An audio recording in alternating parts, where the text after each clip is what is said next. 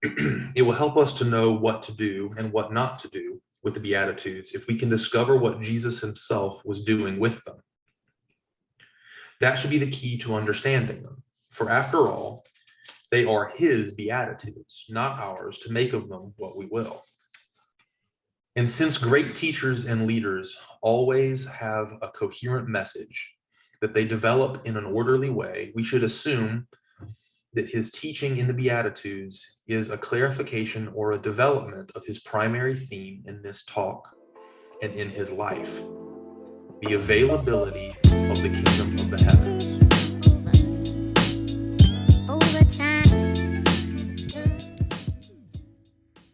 Welcome to the Belfast Podcast. I'm your host, Luke Byler. And this week, Daniel and I continue talking about the divine conspiracy. We're moving on to chapter 4. This is Willard's discussion of the Beatitudes. And his interpretation, until I read it, was one that I had never heard before. And so stick around for that. That's what we're going to discuss in this first episode is Willard's interpretation, some of the implications of how he takes the Beatitudes. And then next week, we're going to talk about a specific inversion that he is calling upon with what to do with those who are rich. So stay tuned for that next week. As always, thank you guys so much for listening, and we'll see you in the next one.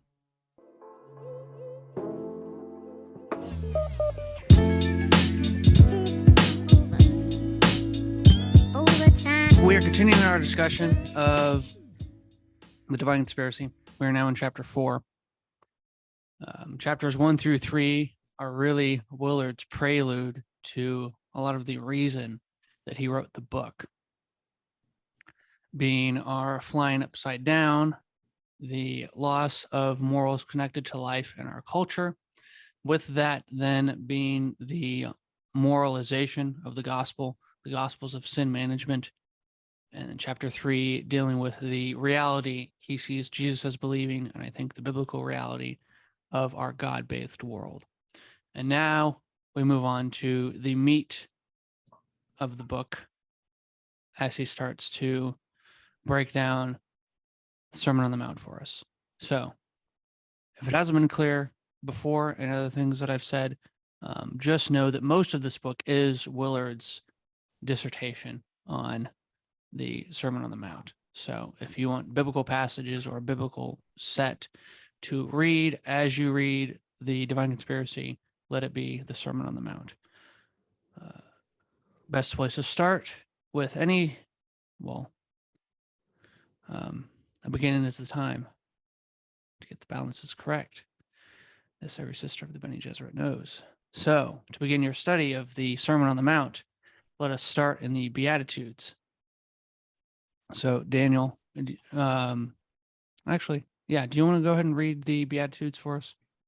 Yeah, so let me, I'll share my screen. I have them pulled up here.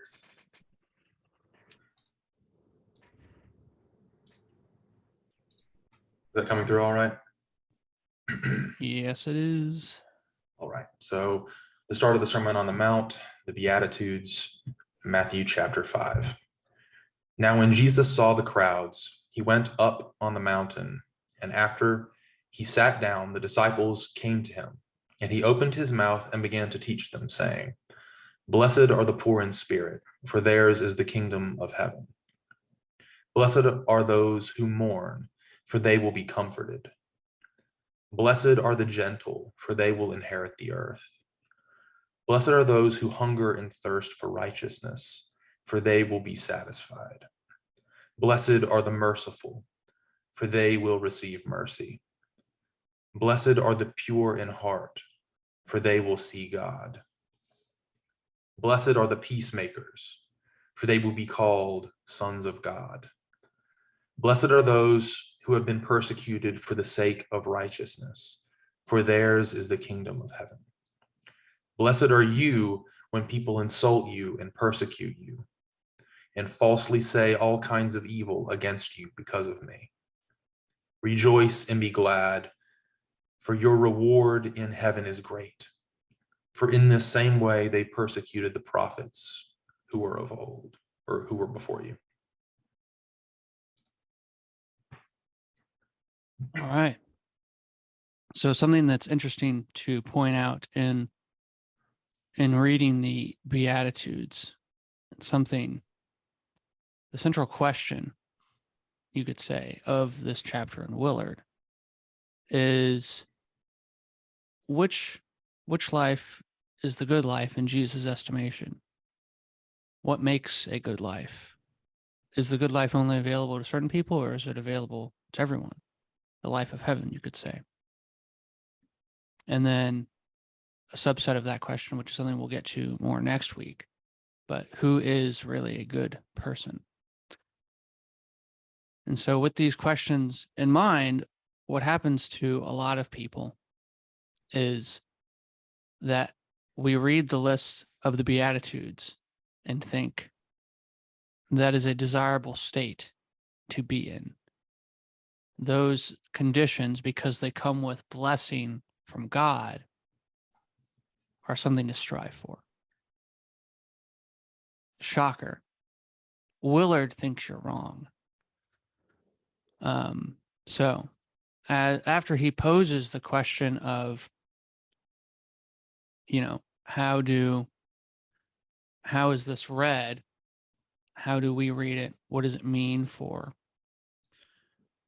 us? What's the good life?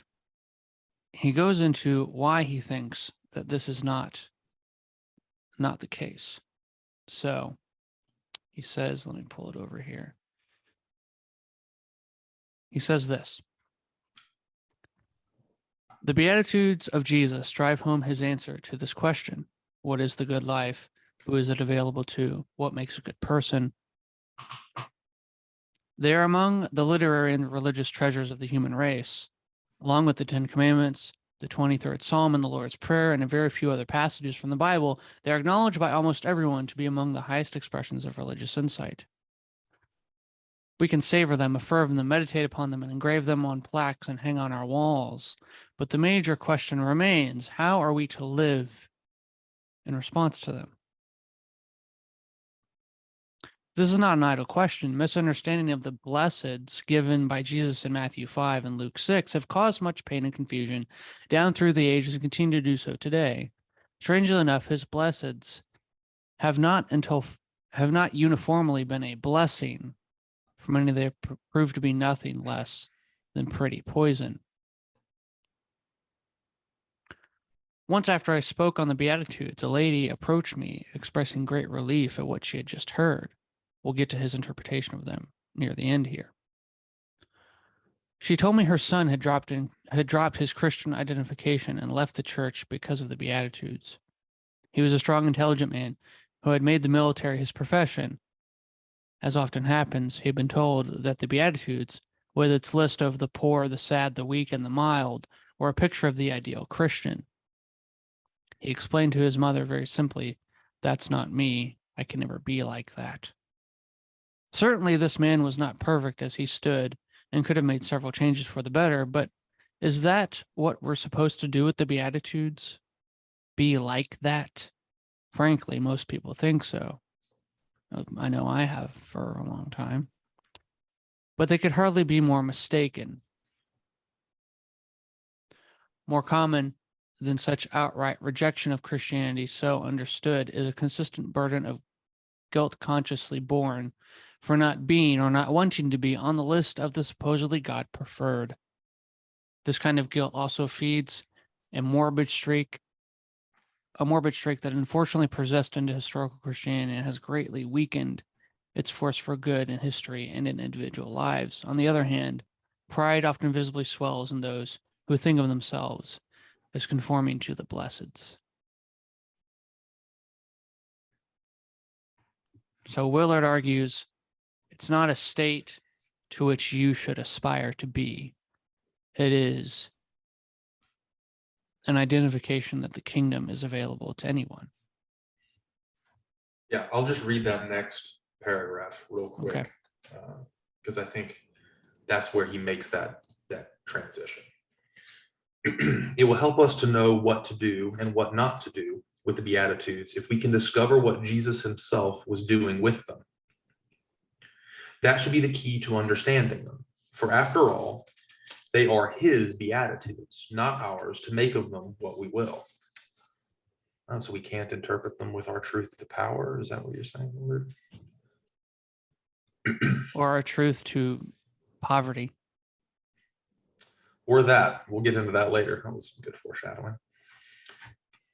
And since great teachers and leaders always have a coherent message that they develop in an orderly way, we should assume that his teaching in the Beatitudes is a clarification or a development of his primary theme in this talk and in his life, the availability of the kingdom of the heavens. And so his follow-up question is, how then do they develop the theme, which is the subject of basically the rest of the book. But yes, it's about the availability of the kingdom of the heavens. It's not about whether or not you are. Or in spirit, meaning you'll be blessed. Yes. So real quick, I wanted to talk about one thing before we continued. Mm-hmm. And that is the definition of blessing. So the Bible Project has a really good episode on this in their Genesis series. I think it was called "With Great Blessing Comes Great Responsibility," which is kind of funny. I mean, it's not wrong. No, it's not at all. I think it's a great way to talk about it. Not to be, I think, to be honest, both of us sit in that position. Mm-hmm. Yeah. So, well, I think with the blessing of time that we have both been able to dedicate to studying, yes, the Bible. That's what I mean. We're yeah. Not everyone's in our position. Yes.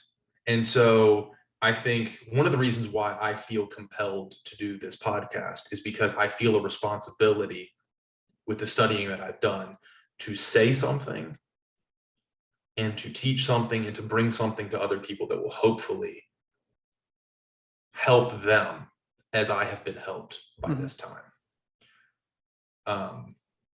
And so, yeah, with great blessing comes great responsibility. But in that episode, he uses, I believe it's Dr. Jeff Anderson's definition of blessing. He says, to bless something is to wish or affect upon that thing flourishing, abundance, multiplication, growth, and life. I mean, you can think of this even in the blessings in the Old Testament. Yep. Given from, say, fathers to sons. Yep. Or Abraham or Melchizedek to Abraham. Yep. I'm in a class on Hebrews right now. We won't get into it. So thinking of that as our paradigm, let's just go back to the Beatitudes real quick, and I'll read a couple of them.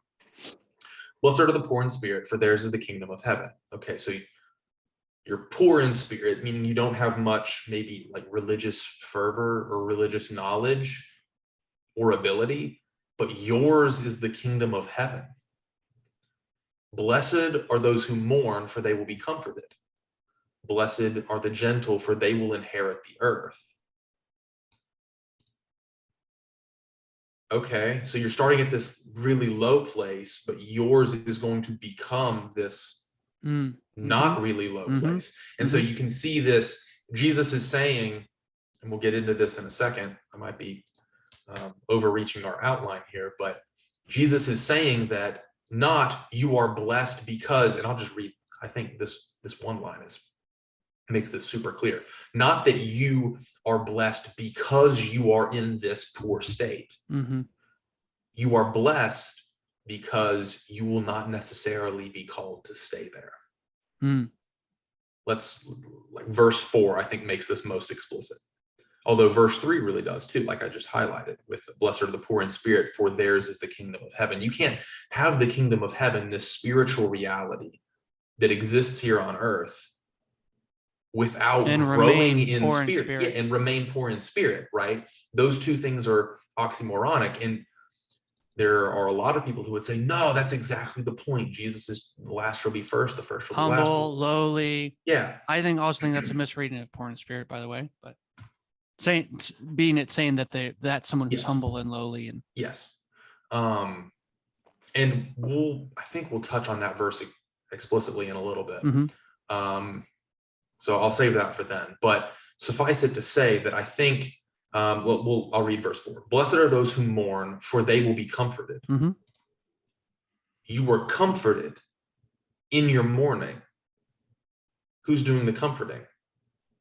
Maybe it's a friend, maybe it's family, maybe it's the Holy Spirit, maybe it's Jesus. But you are blessed not because you are mourning. It literally says, for they will be comforted, right? That's why you're blessed, not because you mourn. And the Beatitudes are this very systematic, repetitive. Yeah. And so you can track that same formula onto all of them, right? Blessed are you because of this, in spite of the thing in your life that's not the way it should be. And that really is, I think, the biggest thing. So I want to read a section from page 121. I'll get you the explicit. Oh, yeah, it's right before the section dealing with the soul in death. Okay. So when you get it on the screen. There we go. Got it. Awesome. So it's just this last paragraph. The Beatitudes simply cannot be good news if they are understood as a set of how-tos for achieving blessedness. They would then only amount to a new legalism. This, I think, is a fundamental concept to grasp, because not only does it not make sense, but it also imposes a new legalistic framework.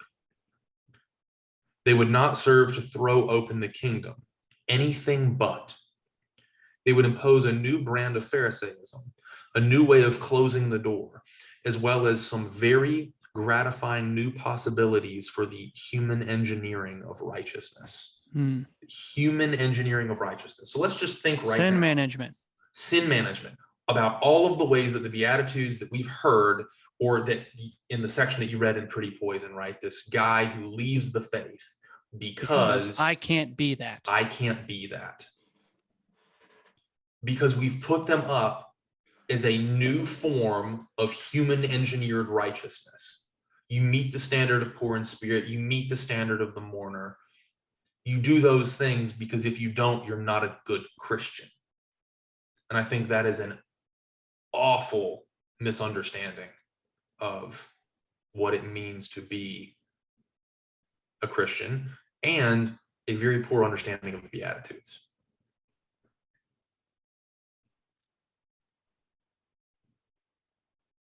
Anything to add there?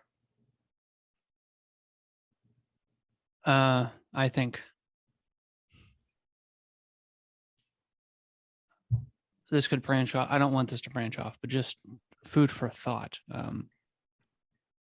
I think a lot of this can branch off into some problems we have with characterizing Jesus as just a nice guy. Yeah, we shouldn't branch off. And I don't even know if I'm necessarily prepared for a conversation like that, though I could probably spitball. But yeah, maybe we should get back to that. As like the state, this is something, put it in the notes for another episode. The preferable state of the Christian is someone who's harmless.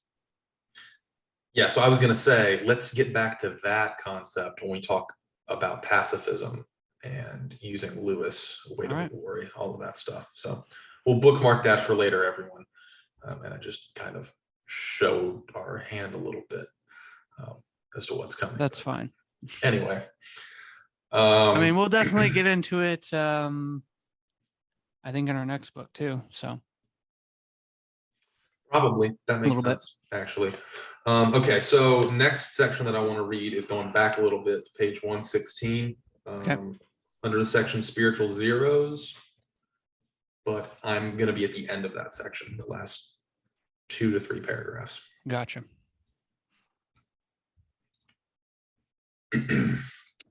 All right. So yeah, that last paragraph on that page. Jesus did not say, "Blessed are the poor in spirit," because they are poor in spirit. He did not think, "What a fine thing it is to be destitute of every spiritual attainment or quality. It makes people worthy of the kingdom." And we steal away the much more profound meaning of his teachings about the availability of the kingdom by replacing the state of spiritual impoverishment, in no way good in itself, with some supposedly praiseworthy state of mind or attitude that qualifies us for the kingdom. Let's read that sentence again.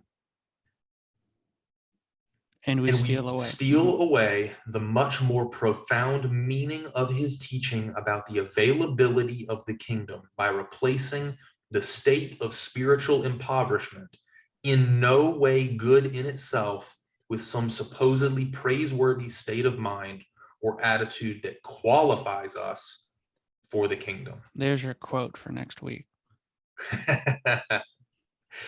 Yeah, you're not wrong. I can't wait till yeah, that'll be good. So continuing on the next page. In so doing, we merely substitute another banal legalism for the ecstatic pronouncement of the gospel. Those poor in spirit are called blessed by Jesus, not because they are in a meritorious condition, not because the way they are merits their blessedness or gives them in any way, shape, or form blessedness. Continuing the quote.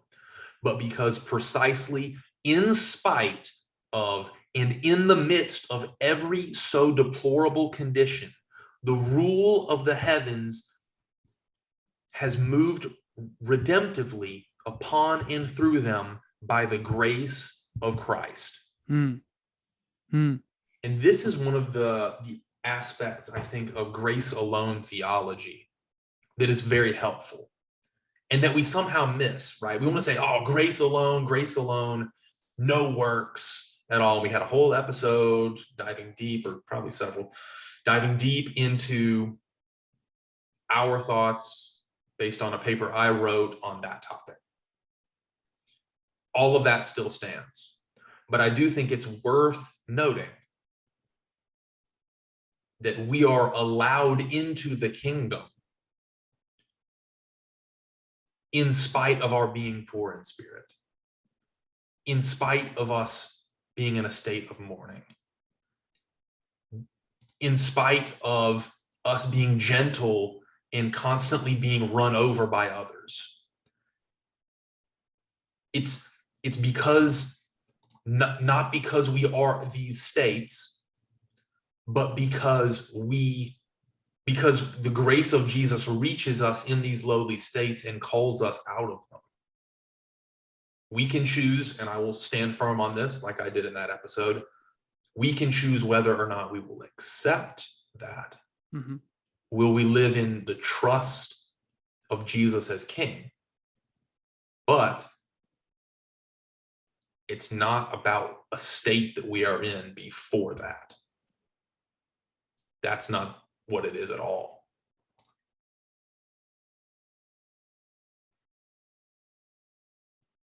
So a note that I wrote, and I think I made this bold because I wanted to read it.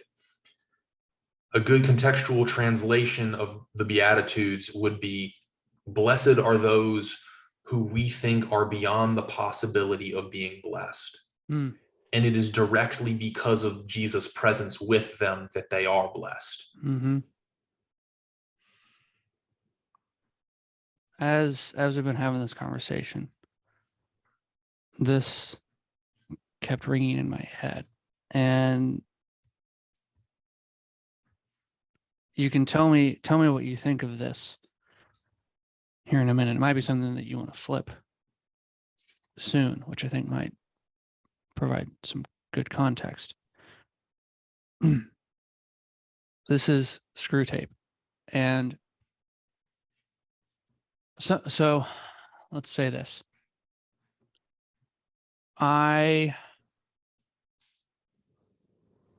In light of this Beatitudes as not the desirable state, being so contrary to what we've grown up with. It oddly makes me judgmental of those that treat it as such.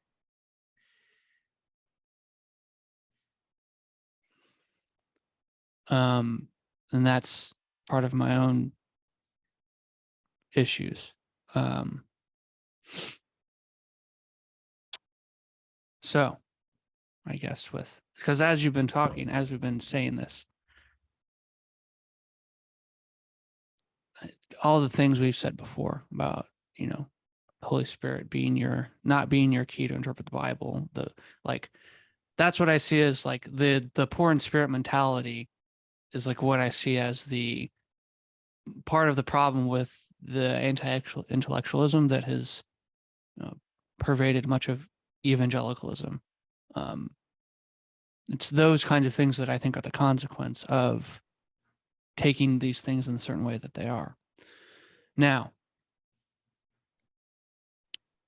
that doesn't, again, to Willard and Jesus' point, that doesn't mean that the kingdom is less available to them than it is to me. I think that is what Jesus is poking at.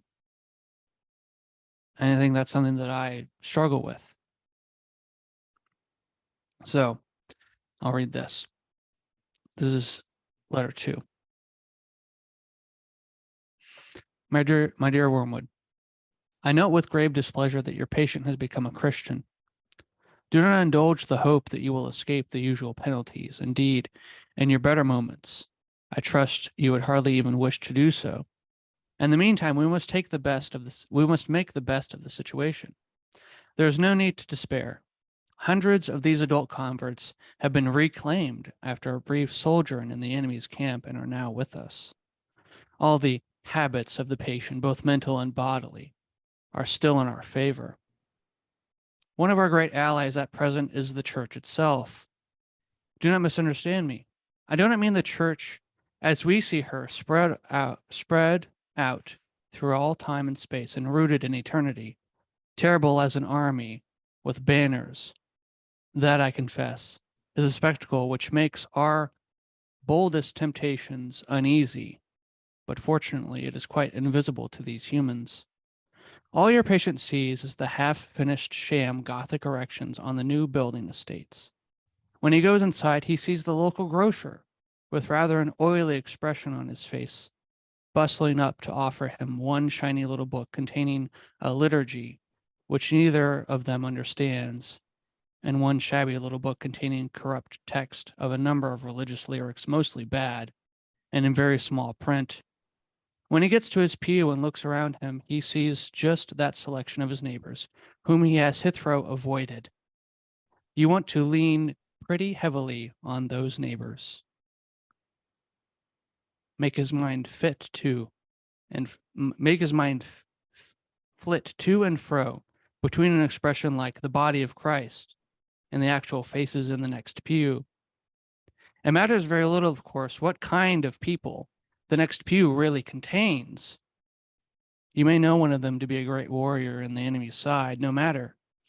Your patient, thanks to our Father below, is a fool, provided that any of those neighbors sing out of tune or have boots that squeak or double chins, or odd clothes. The patient will quite easily believe that their religion must therefore be somehow ridiculous.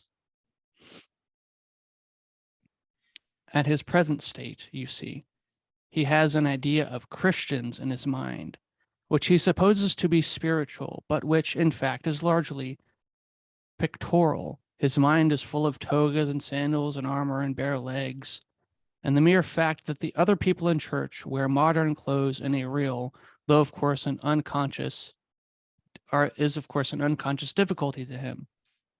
Never let it come to the surface. Never let him ask what he expects them to look like. Keep everything hazy in his mind now, and you will have all eternity wherewithin to amuse yourself by producing in him the particular kind of clarity which hell affords.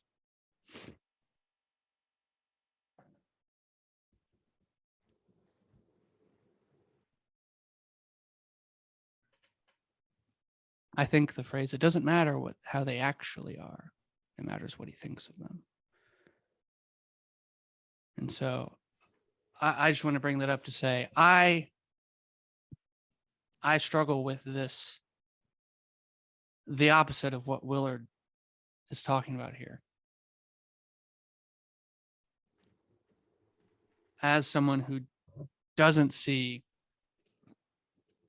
like gentleness as a virtue or poor in spiritness as a desirable state,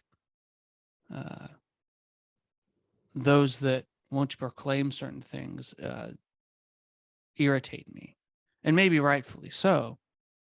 But I guess I'm just warned. Let me not let that be a judgment on the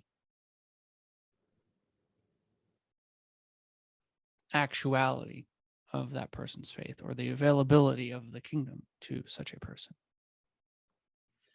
I find the exact same struggle. Part of the great responsibility that comes with the great blessing of being able to study as intently as we have is that because you know more, it makes it a lot more difficult to excuse the way things are that you don't think they should be. All right, so popular misconceptions like this about the Beatitudes or other passages do genuinely bother me. And I think in part that's a good thing, right? Because we should care about the authentic teaching of our holy text. But there have been, and I'm sure there will continue to be, many, many times when my passion for getting it right gets in the way of loving people properly. And there have been times in my past I've needed to repent from that, and I'm sure there will be times in my future. That's a continuous struggle. So I guess blessed too are also those who know too much for their own good, or maybe don't know enough for their own good, but think they know too much. Because we could also qualify in that camp, I'm sure, in many ways. Blessed are the intellectually arrogant, for they shall be humbled. Yep. Yeah. And I pray that in all things we both know enough to help each other and others along, and are also humble enough to help each other and others along and be helped along. It's a difficult tension.